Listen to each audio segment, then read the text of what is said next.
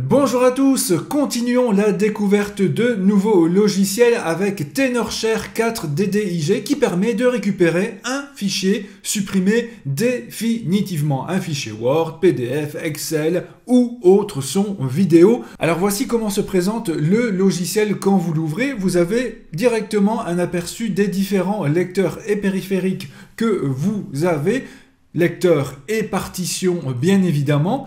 Et si par exemple j'ajoute un lecteur, par exemple là je vais ajouter en direct une clé USB,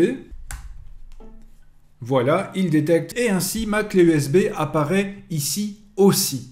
Alors si par exemple vous avez supprimé malencontreusement un fichier, que vous ayez eu une attaque de virus, que vous ayez eu un problème, un formatage un peu trop rapide, eh bien vous pourrez grâce à ce logiciel récupérer la plupart des fichiers supprimés ou perdus. Alors vous pouvez cibler un disque dur ou une partition en particulier, une clé USB, ou pourquoi pas aussi des emplacements communs comme le bureau, donc tout ce qui se trouvait sur le bureau de votre ordinateur, la corbeille, mais là c'est vrai que le temps d'analyse peut prendre un peu de temps si vous n'avez plus formaté votre disque dur depuis longtemps, ou alors un dossier en particulier que vous pourrez choisir si vous saviez où se trouvait le fichier perdu ou supprimé. Voyons un exemple concret. Je me place sur ma clé USB et là je vais créer un fichier Word, voilà, que je vais nommer ici pour l'exemple test vidéo, voilà. Je vais y insérer un peu de texte, voilà c'est fait, je l'enregistre bien, je ferme mon document Word et voilà mon document rempli est bien donc sur ma clé USB. Et là, je vais le faire exprès, je vais complètement supprimer ce fichier. Donc voilà, je le supprime. Et pour vous prouver que je ne triche pas, je vais même redémarrer mon ordinateur, ainsi pas d'annulation possible.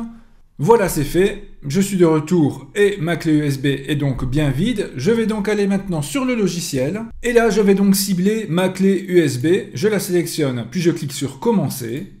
Il va donc scanner l'ensemble de la clé USB et essayer de récupérer tout ce qu'il peut.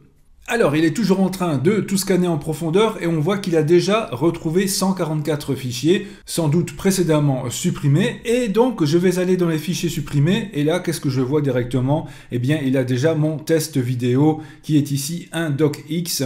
Alors ici, nous avons une vue arborescente avec les fichiers supprimés, fichiers existants. Mais si vous allez dans Vue fichier, là, vous pourrez trier par type de document, et ici donc c'est un document Word, je vais donc aller dans Documents, et c'était un document docx Word, je vais dedans, et là, voilà tout ce qu'il a trouvé, quelques documents Word, dont notre test vidéo. Donc ce que je vais faire ici, je vais mettre sur pause le scan.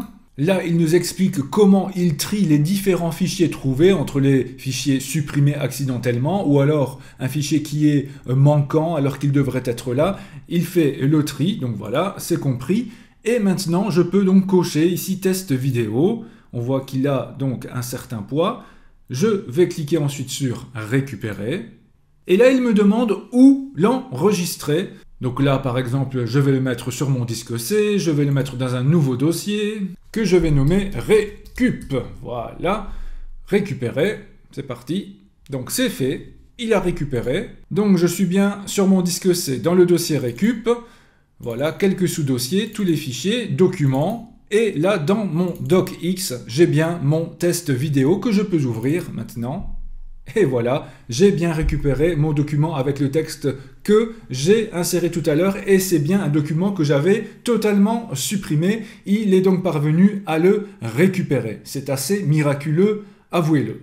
Et si je reviens à la page d'accueil, d'autres petites choses à voir. Par exemple, ici, j'avais une partition perdue sur l'un de mes disques durs et donc là, il a directement détecté. À moi de voir éventuellement ce que cela contient. Et vous avez aussi un outil de réparation avancée si votre ordinateur est en panne. Si on va là-dedans, commencer, et donc là, il est capable de créer par exemple une clé USB ou un DVD qui peut permettre de récupérer les données d'un ordinateur en panne, de pouvoir redémarrer et ainsi tout récupérer. Et ici, vu que j'ai inséré une clé USB, il me propose évidemment cela pour pouvoir créer donc un lecteur amorçable et ainsi redémarrer l'ordinateur en panne. Évidemment, ici, je ne peux pas vous le montrer vu que mon ordinateur n'est pas en panne, mais voilà encore un autre outil qui peut être bien utile si jamais vous êtes en grande panique et que votre ordinateur ait du mal à répondre. Quelques petites options en haut à droite, les 3 petites barres horizontales pour choisir la langue du logiciel. Il y a quelques choix et évidemment aussi quelques guides et de l'assistance